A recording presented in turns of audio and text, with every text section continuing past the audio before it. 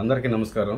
Master రోడ్లపై విషము జిమ్ముతున్న ఈ పత్రికలను చూస్తుంటే పత్రికలు అనేవి వార్తాపత్రికలు అనేవి ప్రజా ప్రయోజనాల కోసం పనిచేస్తున్నాయా లేదా పనిగట్టుకొని కొన్ని పార్టీలకు జాకీలు ఎత్తి ప్రజల్లో ఉన్న అసమ్మతిని కానీ నిరసన కానీ మరుగున పరిచేదానికి పనిచేస్తున్నాయనే దానికి మనకు సులభంగా అర్థమైపోతుంది.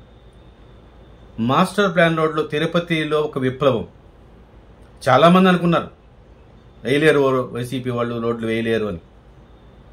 చాలా దూరపు చూపుతో అప్పటి వైసీపీ నాయకులు భూమన కరుణాకర్ రెడ్డి ఆధ్వర్యంలో అలాగే అభినయ్ గారి ఆధ్వర్యంలో ఎంతో శ్రమకూర్చి రాజకీయంగా ఎంతో నష్టం వస్తుంది, ఓట్ల పరంగా మనకేం రాదని తెలిసినా ఇప్పుడు కాకుండా 10 ఏళ్ల తర్వాత ప్రజలు అర్థం చేసుకుంటారు ఈ రోడ్లు వేసింది ఎవరు, తిరుపతి అభివృద్ధి చెందింది అంటే ఎవరు వాళ్ళని తెలుసుకుంటారు, ప్రజలు వాళ్ళు అర్థం చేసుకోకుండా ప్రజలు అర్థం చేసుకోకపోయినా ప్రజలకు మేలు జరుగుతుంది అనే ఉద్దేశంతో సాహసంగా తిరుపతి పైన ఉన్న ప్రేమతో చేసిన రోడ్లు ఇవి. మీ మాదిరి పత్రికలంటే కనీసం ప్రతిపక్షాలంటే జీర్ణించుకోలేవు, కానీ పత్రికలు ఎందుకు జీర్ణించుకోలేవు నాకేం అర్థం కావడంలే. అంటే ఎక్కడ కానీ రోడ్లు ఇప్పుడు తిమ్మినాయుడుపాలెం కానీ ఆర్టీసీ బస్టాండ్కి పోయి కర్నూలు నుంచి వచ్చే బస్సులు కానీ కడప నుంచి వచ్చే బస్సులు నెల్లూరు నుంచి వచ్చే బస్సులు కానీ తిమ్మినాయుడుపాలెం నుంచి బస్టాండ్కి వెళ్తున్నాయా లేదా, లీలామహల్ సర్కిల్ దగ్గర ట్రాఫిక్ తగ్గిందా లేదా, అలాగే వీరగొండేశ్వరం నుంచి తెసాను కనెక్టివిటీ రోడ్డు వచ్చిందా లేదా. అంతెందుకండి నడిబొడిన కొల్లకుంట రోడ్లు కనీసం శవాన్ని ఎత్తుకోపోయేదానికి కూడా స్థలం లేకుండా ఆటో వస్తే ఆటో పోయేలా స్థలాన్ని విప్లవాత్మకంగా ఆ రోడ్డును వెడల్పు చేశారు కదా. సీతమ్మధార రోడ్డు ఎంత వెడల్పు చేశారు. అట్లాగే జవకోన దగ్గర ఇక్కడి నుంచి మళ్ళీ మెయిన్ రోడ్డుకి పార్కు దగ్గర కలిపి ఎన్ని రోడ్లు ప్రజాహితం కోసం రాజకీయంగా నష్టంగా వస్తుంది అని తెలిసినా కానీ సాహసంగా రాజకీయాలు మనకు అవసరం లేదు, ప్రజలు ఈరోజు కాకుండా రేపు వాళ్ళు సుఖంగా ఉండాలా, తిరుపతి ప్రజలు ట్రాఫిక్లో చిక్కుకూడదని సదుద్దేశంతో చేసిన పని. ప్రతిపక్షాలంటే ఇప్పుడు అధికార పక్షం అంటే ఆ రోజు ప్రతిపక్షం వాళ్ళు వరవలేవు, అది ఓకే అండర్స్టాండబుల్. కానీ పత్రికలకు ఏమొచ్చింది అంట, ఒక ధృతరాష్ట్రునికి ఎట్లా కొడుకు మీద ఉన్న ప్రేమతో అంటే ఈ పత్రికలకు వాళ్ళకు అనుకూలంగా ఉన్న పార్టీలకు ఉన్న ప్రేమతో నిజాన్ని చంపేస్తాం అనుకుంటున్నారా?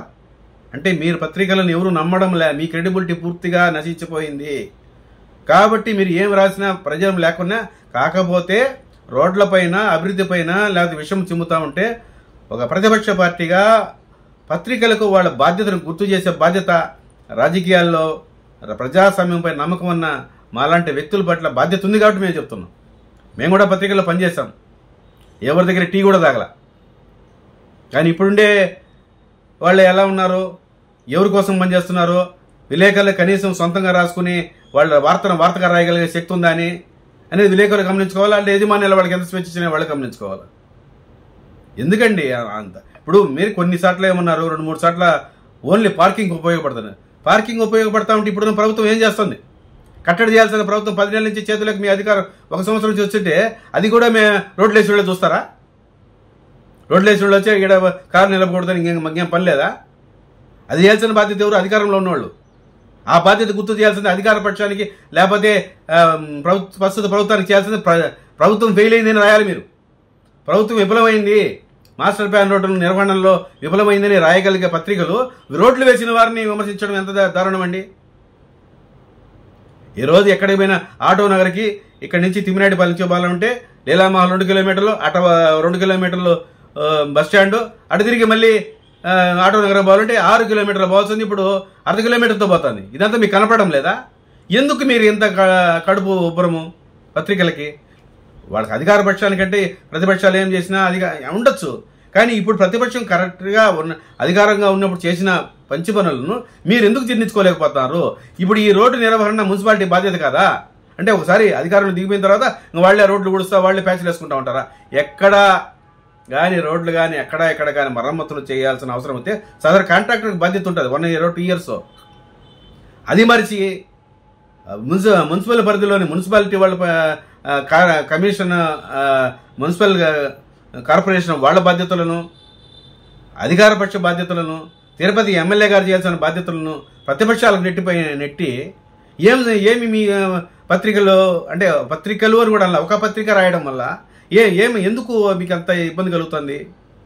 అంటే మేమేమనుకుంటున్నాం, ఇప్పుడు మీరు నిజాన్ని ప్రజలను తప్పుదోవ పట్టిస్తున్నారనే నమ్మకం ప్రజల్లో కూడా కలిసింది. నా చదవడంలో ఎవరు పత్రికలో వాస్తవాలు. ఇప్పుడు నేను రోడ్లు వెళ్తా ఉంటే రోడ్లు బాగా వేశారని నాకు తెలుస్తుంది. నువ్వు పత్రిక ఏం రాసుకుంటే మాకేమి?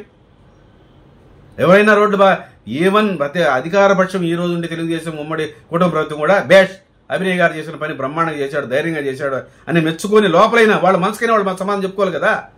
వాళ్ళు చెప్పుకుంటాడు, మీ పత్రికలే చెప్పుకోలేకుండా ఎందుకు ఇంత మహా పుణ్యక్షేత్రమైన తిరుపతి పైన, తిరుపతి అభివృద్ధి పైన ఎందుకు ఈ యొక్క పత్రికలకి ఇంత కడుపు నొప్పి ఎందుకు?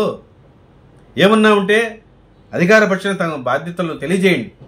సార్ ఈ రోడ్డు లేడు, కార్ పార్కింగ్ వాడుకుంటాను, ఇది వాడుకోనికూడదు, లేకపోతే ఇంకోటి చేస్తున్నారు ఇంకోటి వాడుకోకూడదు అని మీరు చేయండి. కానీ తల భారం ఏముందండి?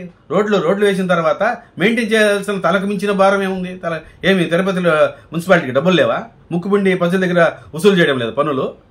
ఎందుకంతా మీరు ఇబ్బంది పడుతున్నారు?